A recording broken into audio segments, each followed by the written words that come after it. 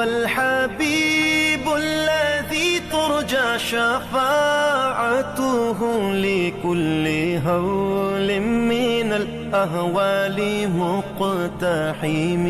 آپ ہیں محبوب حق اور شافع روز. اعوذ باللہ من الشیطان الرجیم. بسم اللہ الرحمن الرحیم. اللہم صلی علی محمد وعلی آل محمد کما صلیت علی ابراہیم وعلی آل ابراہیم انک حمید مجید. اللہم بارک علی محمد وعلی آل محمد کما بارکت علی ابراہیم وعلی آل ابراہیم انک حمید مجید. معزز سامعات، عزیز طالبات، السلام علیکم ورحمۃ اللہ. جیسا کہ آپ جانتے ہیں کہ ہم درس ریاض الصالحین میں باب الصبر حدیث نمبر 30 تک اسباق مکمل کر چکے ہیں. آج ہم پڑھیں گے کہ جب ہم اپنے محبوب رشتوں کو کھو دیتے ہیں، اپنی پسندیدہ چیزیں گم کر بیٹھتے ہیں، یا مختلف امراض میں مبتلا ہو کر صبر اختیار کرتے ہیں، تو وہ صبر اللہ کے ہاں کس قدر بڑے انعامات، جنت اور قرب کا باعث بنتا ہے، اس پر وارد ہونے والی احادیث آج ہم پڑھیں گے. آج کی پہلی حدیث باب الصبر حدیث نمبر 31. ابتدائی مصیبت پر صبر کرنا ہی اصل صبر ہے.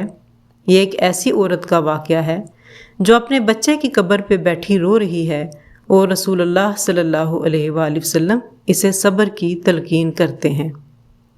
یہ حدیث روایت کی ہے حضرت انس رضی اللہ تعالی عنہ نے. قولا کہتے ہیں مرن نبی صلی اللہ علیہ وسلم، گزر ہوا نبی پاک صلی اللہ علیہ وآلہ وسلم کا، بِامرأۃٍ ایک عورت پر، تب کی جو رو رہی تھی، عندہ قبری ایک قبر پر. رسول اللہ صلی اللہ علیہ وآلہ وسلم ایک عورت کے پاس سے گزرے، وہ ایک قبر کے پاس رو رہی تھی. فقالا پس آپ نے فرمایا اتق اللہ، اللہ سے ڈر، وصبری اور صبر اختیار کر. فقالت پس وہ کہنے لگی الیک انی، اپنے کام سے کام رکھو یا جاؤ اپنا کام کرو. فإنک لم تصب بمصیبتی، آپ کو مجھ جیسی مصیبت نہیں پہنچی. وَلَمْ تَعْرِفْهُ، عورت نے آپ کو نہیں پہچانا تھا. فَقِيلَ لَهَا، پس اسے بتایا گیا، أَنَّهُ النَّبِيُّ صلی اللہ علیہ وسلم، کہ بے شک یہ اللہ کے رسول نبی پاک صلی اللہ علیہ وآلہ وسلم ہیں.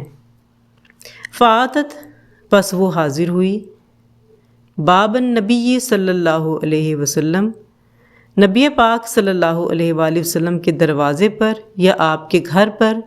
فلم تجد عندہ بوابین، اور اس نے وہاں کوئی دربان نہ پایا.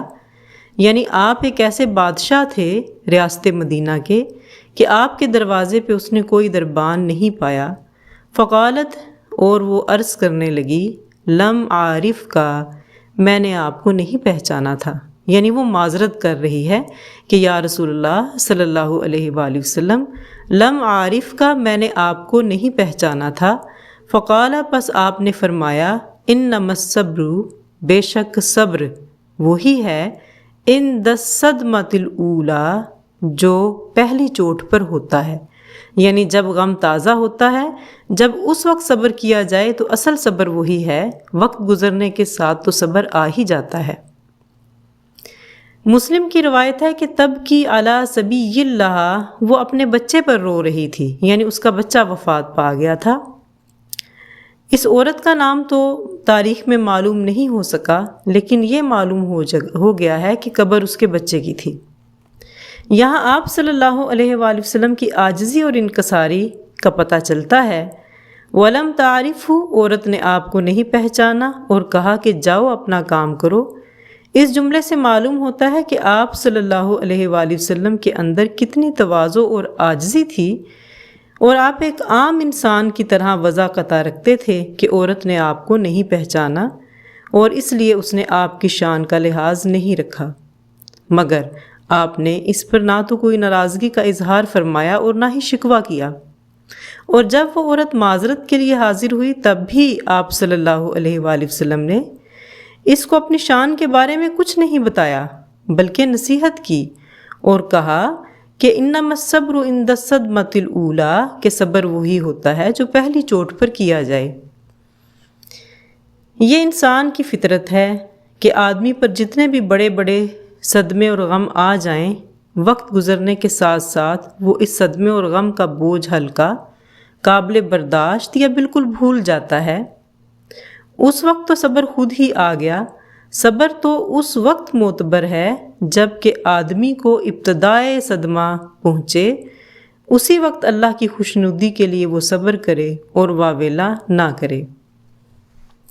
اگلی حدیث صبر کا بدلہ جنت ہے، یہ بھی بڑی خوبصورت روایت ہے، حدیث نمبر 32، اور اس کے راوی ہیں حضرت ابو ہریرہ رضی اللہ تعالی عنہ۔ فرماتے ہیں کہ انا رسول اللہ صلی اللہ علیہ وآلہ وسلم قال، رسول اللہ صلی اللہ علیہ وآلہ وسلم نے فرمایا، یقول اللہ تعالی، اللہ تعالیٰ فرماتے ہیں۔ اب یہ حدیث قدسی ہو گئی کیونکہ آپ اللہ کے الفاظ بیان فرما رہے ہیں۔ اللہ تعالیٰ فرماتے ہیں کہ ما لعبد المؤمنی، نہیں ہے بندہ مومن کے لیے، اندی جزاء، میرے پاس کوئی جزا، اذا قبضت صفیہ، جب میں قبضے میں کر لوں یا چھین لوں اس کی محبوب چیز، من اہل الدنیا، اس دنیا کی چیزوں میں سے، ثم احتسبہ، پھر وہ اس پر صبر کرے، الا الجنۃ، سوائے جنت کے، یعنی جنت کے سوا بندہ مومن کے لیے میرے پاس اور کوئی جزا نہیں ہے جب میں اس کی محبوب چیز کو چھین لوں اور وہ صبر کرے۔ یہاں پہ اللہ تعالیٰ نے صبر کی اتنی بڑی فضیلت بیان کر دی کہ سوائے جنت کے اور کیا اس کو ملے گا۔ اب یہ صفی سے ہے، صفی اس چیز کو کہتے ہیں جو آدمی کو بے حد محبوب ہو، خواہ وہ اولاد ہو، والدین ہوں یا بیوی۔ ان کے انتقال کے وقت اللہ کا حکم سمجھ کر صبر کرنا یہ کمال ایمان کی علامت ہوگی، کیونکہ اس نے اپنے جذبات پر اللہ کے حکم کو مقدم کیا۔ اس پر اللہ کی طرف سے جنت کی خوشخبری ہے، اور ایسے موقع پر جزا فضا کرنا یہ کمزور ایمان کی علامت ہوگی۔ ثم احتسبہ، پھر وہ ثواب کی امید رکھے، اجر و ثواب سمجھ کر صبر کرے، تو یہ اللہ کے نزدیک بہت پیارا عمل ہوتا ہے۔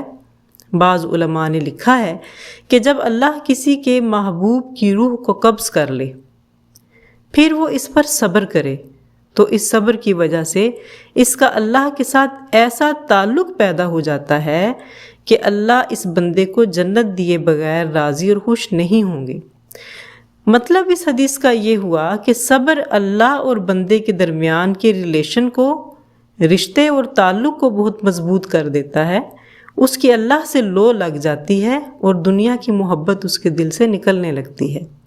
تو صبر اصل میں ایسا نور اور چراغ ہے جو بندہ مومن کو اللہ سے جوڑتا ہے، اور جب انسان اللہ سے جڑ جائے گا تو صبر اس کو ایسی لذت اور حلاوت دے گا کہ اللہ کی محبت اس کے دل میں گھر کر جائے گی اور اس کی اللہ سے لو لگ جائے گی۔ آخرت میں اللہ کی طرف سے یقیناً پھر اسے اس عمل پر جنت عطا ہوگی۔ حدیث نمبر 33، صبر پر شہادت کا ثواب۔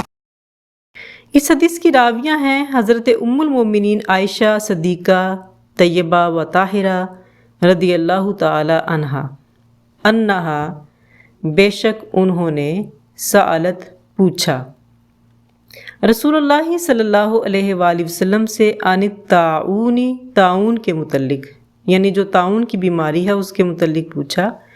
فاخبرہا، پس آپ نے انہیں بتایا، انہ کان عذاباً، بے شک یہ عذاب ہے، یبعثہ اللہ تعالی، اللہ اس کو بھیجتا ہے، علی من یشاء، جس پر وہ چاہتا ہے، فجعلہ اللہ تعالی رحمتاً، اللہ اسے رحمت بنا دیتا ہے، للمؤمنین، مومنین کے لیے، فلیس من عبد یقع، پس نہیں ہے اس بندے کے لیے جو مبتلا ہو جائے طاعون میں، فیمکث، پھر وہ ٹھہرا رہے، فی بالدہ، اپنے ہی شہر میں، صابراً، صبر کرتے ہوئے، محتسباً، اور اجر و ثواب کی امید رکھتے ہوئے، یعلم، اور وہ جانتا ہے، انہ، بے شک، لا یصیبہ، کہ نہیں اس کو یہ مصیبت پہنچی، الا ما کتب اللہ لہ، لیکن اللہ نے اسے لکھا تھا اس کے لیے، الا مگر، کان لہ مثل اجر الشہید،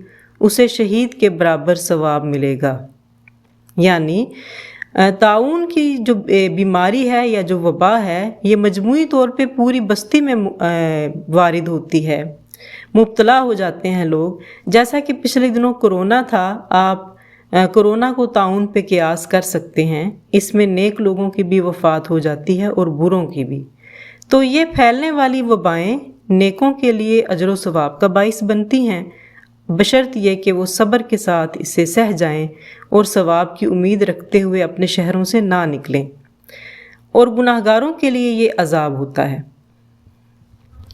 نبی کریم صلی اللہ علیہ وآلہ وسلم کے بعد صحابہ کرام کے زمانے میں 6 مرتبہ طاعون کی بیماری آئی ہے۔ پہلا طاعون شیرویہ کہلاتا ہے، یہ 6 ہجری میں آیا۔ دوسرا طاعون امواس ہے، جو 17-18 ہجری میں حضرت عمر رضی اللہ تعالیٰ عنہ کے زمانے میں شام کے علاقے رملہ اور بیت المقدس کے درمیان کی بستیوں میں آیا تھا۔ اس میں تقریباً 25,000 اموات واقع ہوئی تھیں۔ 50 ہجری میں ایک طاعون کوفہ میں آیا، یہ تیسرا طاعون تھا۔ اس طاعون میں ہی حضرت مغیرہ بن شعبہ رضی اللہ تعالیٰ عنہ کا انتقال ہوا۔ چوتھا طاعون عبداللہ بن زبیر رضی اللہ تعالیٰ عنہما کے دور میں 67 ہجری میں آیا، اسے طاعون جارف کہتے ہیں۔ اس میں 3 دن میں 2,10,000 اموات ہوئی تھیں۔ پانچواں طاعون فتیات ہے، جو عبد الملک بن مروان کے دور میں 67 ہجری میں آیا۔ اس کو طاعون فتیات اس لیے کہتے ہیں کہ اس طاعون کی ابتدا جوان لڑکیوں سے ہوئی تھی، یعنی اس میں جوان لڑکیاں زیادہ ماری گئیں۔ چھٹا طاعون 100 ہجری میں عدی بن ارطات میں آیا تھا۔ اب یہ بالکل ایسی ہی وبا ہے جیسا کہ ہماری کرونا کی یا مختلف وبائیں، پتہ نہیں مستقبل میں ہم کیسی وبائیں دیکھیں گے، تو ان تمام وباؤں کو ہم اسی طاعون پہ قیاس کرتے ہوئے ان کا اجر و ثواب اور احکام پڑھیں گے۔ نبی پاک صلی اللہ علیہ وآلہ وسلم نے فرمایا کہ کوئی بندہ نہیں جو طاعون کی بیماری میں مبتلا ہو جائے اور وہ اپنے شہر میں ہی صبر کرتا ہو طلب ثواب کی نیت سے۔ طاعون یا اس قسم کی وبائی بیماری میں اللہ کی ذات پر اعتماد کرے اور تقدیر پر راضی رہے کہ جو حالات بھی آئیں گے وہ میری تقدیر کے مطابق ہی آئیں گے، میرے یہاں سے بھاگنے سے میرے حالات تبدیل نہیں ہوں گے۔ اور اس صورت میں جزا فضا کرنا اور ناشکری کا اظہار کرنا یہ درست نہیں ہے۔ ہم نے دیکھا تھا کہ کرونا کے دنوں میں بہت سے لوگ پینک ہو گئے تھے اور خوف میں مبتلا ہوئے، جزا فضا کی، انہوں نے ناشکری کا اظہار بھی کیا، اور کچھ لوگوں نے اس بات کا شکوہ بھی کیا کہ ہماری تجارت تباہ ہو گئی ہے یا ہمارے پیارے اس دنیا سے رخصت ہو گئے ہیں۔ تو اگر ہم ناشکری کرتے ہیں یا وبائی امراض میں اللہ رب العزت کے ہاں شکوے کرتے ہیں اور اس صورت میں اگر موت واقع ہو جائے تو ہمیں وہ اجر نہیں ملے گا، جبکہ صبر کرنے پر شہادت کا درجہ ملے گا۔ یہ حکم اس لیے ہے کہ وبائی بیماری دوسری جگہ نہ پھیلے، اس لیے حکم دیا گیا ہے کہ اپنے علاقے سے نہ نکلے۔ یہی حکم دوسرے شہر کے لوگوں کے لیے بھی ہے کہ وہ طاعون زدہ شہر میں جانے سے اجتناب کریں، جیسا کہ حضرت عمر رضی اللہ تعالیٰ عنہ کے عہد میں جب طاعون آیا تو وہ بھی اس جگہ تشریف نہیں لے گئے تھے۔ تو گویا کہ جہاں وبائی مرض پھیل جائے اس شہر کے لوگوں کو باہر نہیں نکلنا چاہیے اور باہر کے لوگوں کو وہاں نہیں آنا چاہیے۔ تو کیا وبائی بیماری منتقل ہوتی ہے؟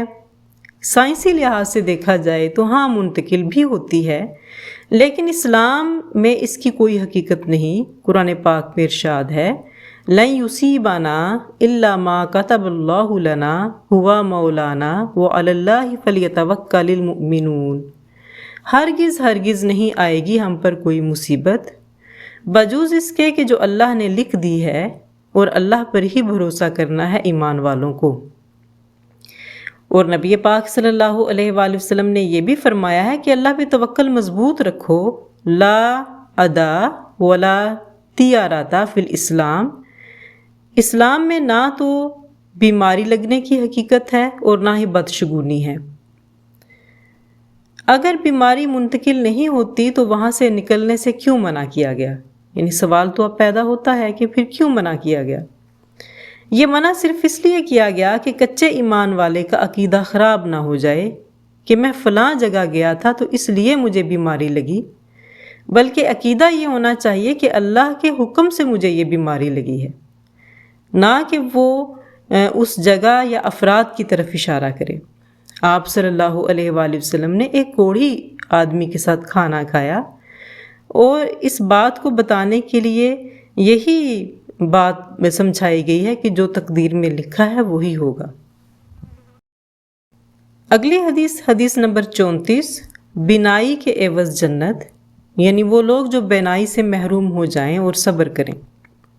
اس حدیث کے راوی ہیں حضرت انس رضی اللہ تعالی عنہ قال سمعت رسول اللہ صلی اللہ علیہ وسلم، فرماتے ہیں کہ میں نے سنا رسول اللہ صلی اللہ علیہ وآلہ وسلم سے، آپ فرماتے ہیں کہ ان اللہ عز و جل، بے شک اللہ عز و جل نے قال فرمایا۔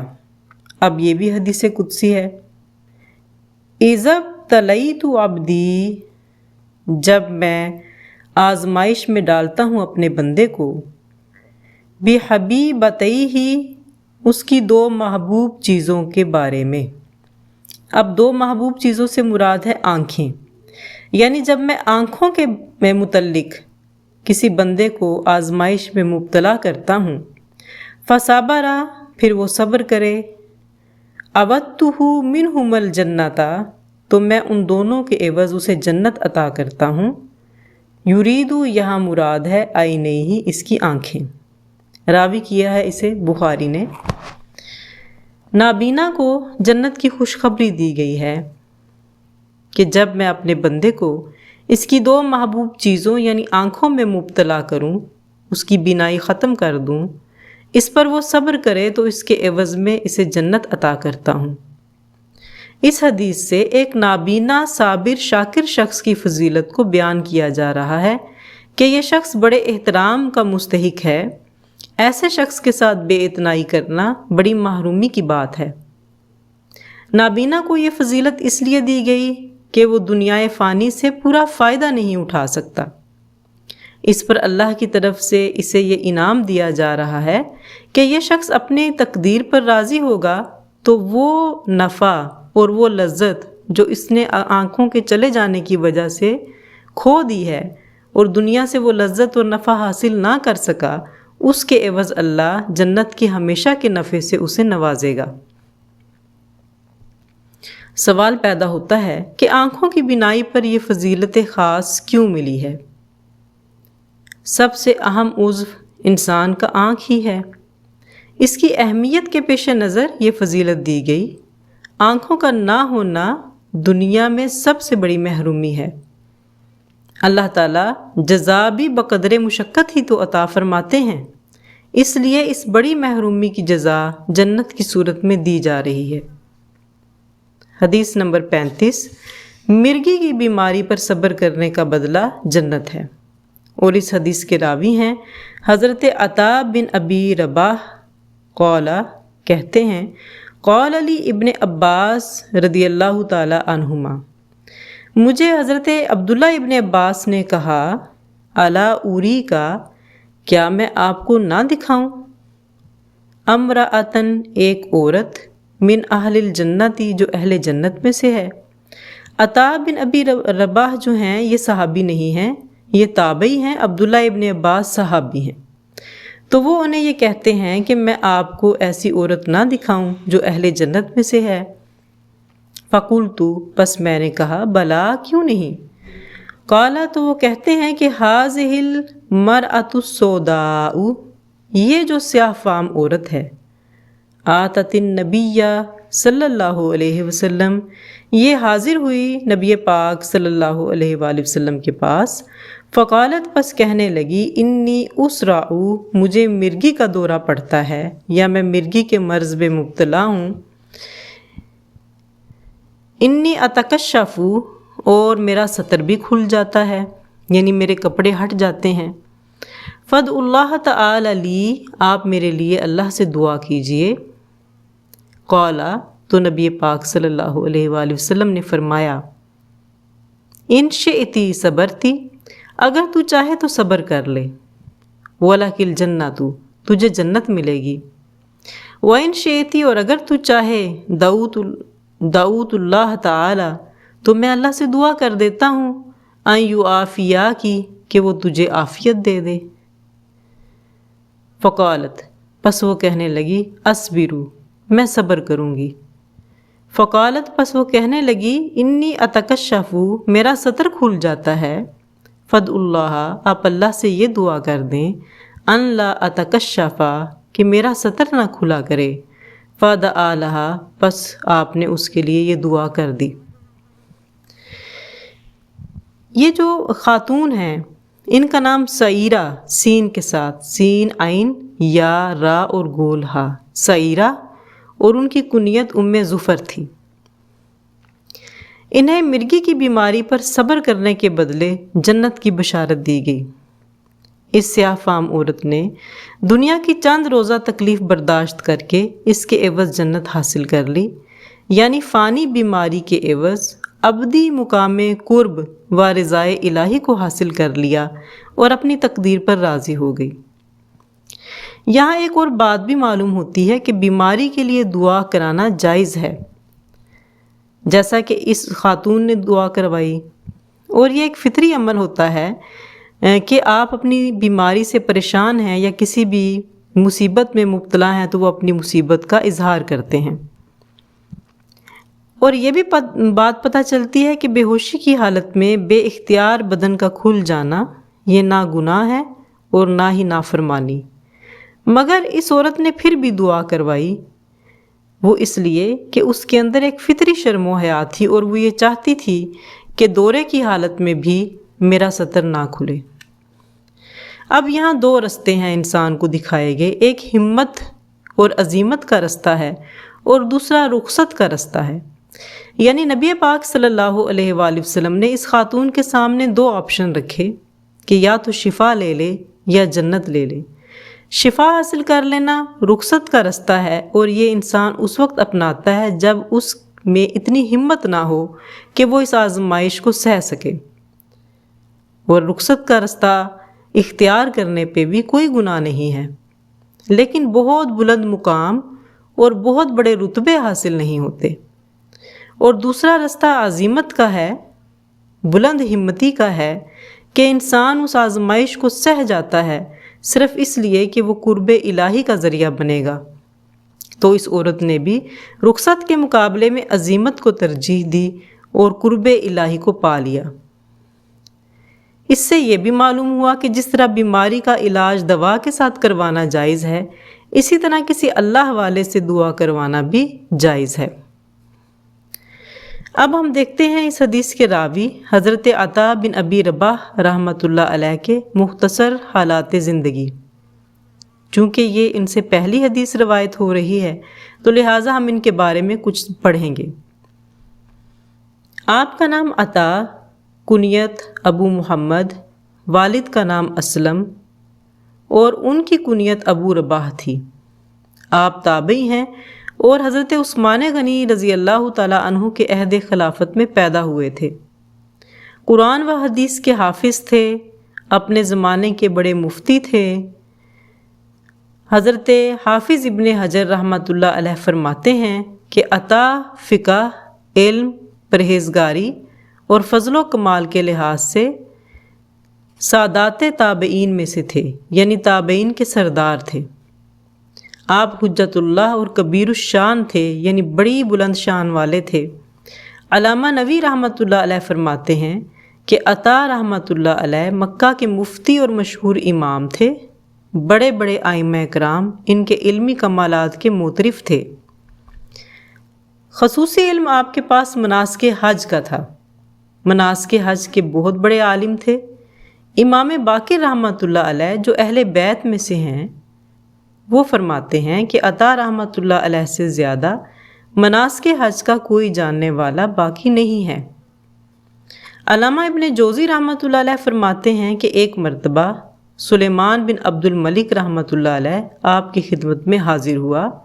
آپ نے اسے مناسک حج بتائے۔ عبد الرحمن رحمۃ اللہ علیہ فرماتے ہیں کہ سارے مکہ والوں کا ایمان مل کر بھی عطا کے ایمان کے برابر نہیں تھا۔ حدیث پر عمل کرنے کا بہت زیادہ ذوق تھا۔ امام شافعی فرماتے ہیں کہ تابعین میں سے کوئی بھی عطا سے زیادہ حدیث کی پیروی کرنے والا نہیں تھا۔ انہوں نے صحابہ کرام کی ایک بڑی جماعت سے حدیثیں یاد کیں اور ان سے فائدہ اٹھانے والوں کی ایک لمبی فہرست ہے۔ امام باقر رحمۃ اللہ علیہ لوگوں کو فرماتے تھے کہ جہاں تک ہو سکے عطا رحمۃ اللہ علیہ سے حدیث یاد کر لو۔ تو یہ ہیں اس حدیث کے ایک معتبر اور خوبصورت جلیل القدر تابعی راوی حدیث حضرت عطا بن ابی رباح کے مختصر حالات زندگی۔ والحبیب الذی ترجى شفاعته۔ اس میں اللہ کے ایک نبی کا بے انتہا صبر بیان کیا جا رہا ہے، اور اس حدیث کے راوی ہیں حضرت ابی عبد الرحمن عبداللہ ابن مسعود رضی اللہ تعالی عنہ۔ قالا فرماتے ہیں کہ کأنی گویا کہ میں انظرو دیکھ رہا ہوں الی رسول اللہ صلی اللہ علیہ وسلم، گویا کہ میں دیکھ رہا ہوں رسول اللہ صلی اللہ علیہ وآلہ وسلم کی طرف، یحکی نبیم من الانبیاء، وہ واقعہ بیان کر رہے ہیں انبیاء میں سے ایک نبی کا، صلوات اللہ وسلامہ علیہم، ان سب پر اللہ کا سلام اور درود ہو۔ ضربہ قومہ، جنہیں ان کی قوم نے مارا، فأدموہ، اور خون بہہ نکلا، وہو یمسح الدم عن وجہہ، اور وہ صاف کر رہے تھے خون اپنے چہرے سے، وہو یقول، اور وہ کہہ رہے تھے، اللہم اغفر لقومی، اے اللہ میری قوم کو بخش دے، فإنہم لا یعلمون، بے شک وہ نہیں جانتے۔ بخاری اور مسلم دونوں میں یہ حدیث مبارکہ آئی ہے۔ اب نبی پاک صلی اللہ علیہ وآلہ وسلم نے صحابہ کو جب یہ واقعہ سنایا تو فرمایا کہ انبیاء میں سے ایک نبی تھے جنہیں ان کی قوم نے اتنا مارا کہ لہو لہان کر دیا، اور وہ اپنے چہرے سے خون صاف کر رہے تھے اور کہہ رہے تھے کہ اے اللہ میری قوم کو معاف فرما دے، یہ مجھے جانتے نہیں ہیں۔ اس نبی سے کون سے نبی مراد ہیں؟ بعض مفسرین یہ کہتے ہیں کہ اس سے مراد حضرت نوح علیہ السلام ہیں، اور بعض نے کہا ہے کہ اس سے مراد خود جناب رسول اللہ صلی اللہ علیہ وآلہ وسلم ہیں، کیونکہ نوح علیہ السلام کو بھی ان کی قوم بہت مارتی تھی جس سے ان کے چہرے کا خون نکلتا تھا، اور اگر آپ صلی اللہ علیہ وآلہ وسلم مراد ہیں تو یہ دن غزوہ احد کا دن ہے، جس دن آپ کے سر مبارک پر خود گھس گئی۔ خود ہوتا ہے وہ جنگی ٹوپی لوہے کی جو سر پہ پہنی جاتی ہے، وہ گھس گئی جس سے خون نکلا، اور اسی روز آپ صلی اللہ علیہ وآلہ وسلم کا دانت مبارک بھی ٹوٹا تھا۔ اور یہ الفاظ اللہم اغفر لقومی فإنہم لا یعلمون، یہ کس نبی کی دعا ہے؟ تو ہم سیرت کی کتابوں میں پڑھتے ہیں کہ نبی پاک صلی اللہ علیہ وآلہ وسلم نے ہی یہ الفاظ فرمائے ہیں کہ اے اللہ میری قوم کو معاف فرما دے، یہ مجھے نہیں جانتے ہیں۔ یہاں داعیان تبلیغ کے لیے ایک اہم سبق ہے۔ جو دعوت دین دیتے ہیں تو جب تبلیغ و دعوت کی راہ میں تکلیفیں آئیں تو اسے برداشت کرنے کے ساتھ ساتھ لوگوں کے ساتھ انتقام کے جذبے کی بجائے عفو و درگزر سے کام لینا چاہیے، اور اس کے ساتھ ساتھ اللہ سے ان لوگوں کے بارے میں معافی اور ہدایت کی دعا بھی کرتے رہنا چاہیے۔ تو پتہ یہ چلا کہ دعوت و تبلیغ کا کام اور اس میں آنے والی تکلیفوں پر صبر کرنا اور پھر غصے کی بجائے لوگوں کے لیے معافی اور ہدایت کی دعا کرنا، یہ بڑے ہمت کا کام ہے، اور اسی لیے دعویٰ کے کاموں کے لیے اللہ تعالیٰ بہت مضبوط دل اور اعلیٰ ظرف لوگوں کو منتخب فرماتے ہیں۔ والحبيب الذي ترجى شفاعته۔ مسلمان کی معمولی تکلیف سے بھی گناہ معاف ہوتے ہیں۔ اس حدیث میں انشاءاللہ ہمیں بہت کچھ سیکھنے کو ملے گا۔ راوی ہیں حضرت ابو سعید اور ابو ہریرہ رضی اللہ تعالی عنہما، یعنی دو راویوں نے اس حدیث کو روایت کیا ہے، اور دونوں نے یہ روایت کیا ہے کہ نبی کریم صلی اللہ علیہ وآلہ وسلم نے قال فرمایا، ما یصیب المسلم، جو بھی پہنچتی ہے مسلمان کو، من ناصبن، کوئی تھکاوٹ، ولا واسبن، بیماری، ولا ہم، اور غم، ولا حزن، اور حزن، ولا اذن، اور تکلیف، ولا غم، اور غم، حتی الشوکۃ، یہاں تک کہ کانٹا یشاکھھا، جو اسے چبھتا ہے، الا کفر اللہ بہا من خطایہ، مگر دور کر دیتا ہے اللہ تعالیٰ اس کے بدلے میں اس کی خطائیں۔ حضرت ابو سعید خدری اور حضرت ابو ہریرہ رضی اللہ تعالی عنہما رسول اللہ صلی اللہ علیہ وآلہ وسلم سے بیان کرتے ہیں کہ آپ نے فرمایا، مسلمان کو تھکان، بیماری، غم، تکلیف اور کانٹا لگنے سے جو پریشانی ہوتی ہے، اس کے بدلے میں اس کے صغیرہ گناہ معاف ہو جاتے ہیں۔ یہاں وصب سے مراد بیماری ہے، غم، حزن اور ہم۔ تھوڑی سی ہم اس کی تفصیل دیکھتے ہیں۔ تینوں کا مطلب غم ہے، لیکن سچویشن ان کی مختلف ہے۔ عربی زبان میں ہم اور غم اور حزن تینوں الفاظ دکھ، پریشانی کے لیے آتے ہیں، لیکن ان کے درمیان باریک سا فرق ہے۔ الہم، ہم اس فکر اور پریشانی کو کہتے ہیں جو آنے والے وقت کے بارے میں ہو، یعنی مستقبل کا اندیشہ، کسی کام کی فکر یا کسی مصیبت کے آنے کا خوف۔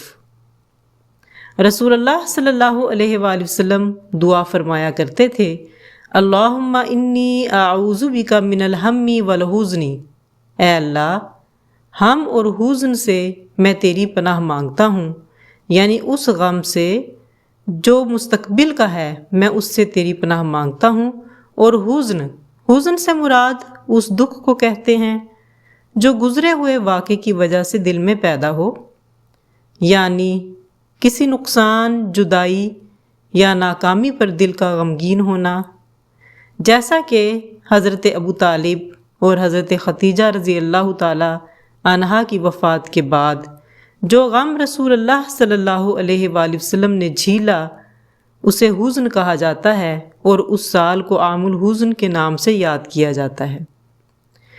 قرآن کریم میں بارہا آیا ہے، وَلَا خَوْفٌ عَلَيْهِمْ وَلَا هُمْ يَحْزَنُونَ، اور نہ انہیں کوئی خوف ہوگا اور نہ وہ غمگین ہوں گے۔ تیسرا ہے غم، جو ہم اردو زبان میں اکثر بولتے ہیں، اور اردو میں ہم یہ تینوں معنی صرف لفظ غم میں ہی لیتے ہیں۔ حزن سے زیادہ شدید کیفیت غم ہے، ایسی تکلیف و پریشانی جو انسان کے دل کو دبا دے، گھیر لے اور تنگ کر دے۔ یہ موجودہ مصیبت، شدید ذہنی دباؤ یا ایسی آزمائش پر بولا جاتا ہے جس سے انسان کا دل بوجھل ہو جائے۔ قرآن پاک سورہ آل عمران آیت نمبر 153 میں یہ لفظ استعمال ہوا، فَأَصَابَكُمْ غَمًّا بِغَمٍّ، پھر اس نے تمہیں ایک غم کے بدلے دوسرا غم دیا۔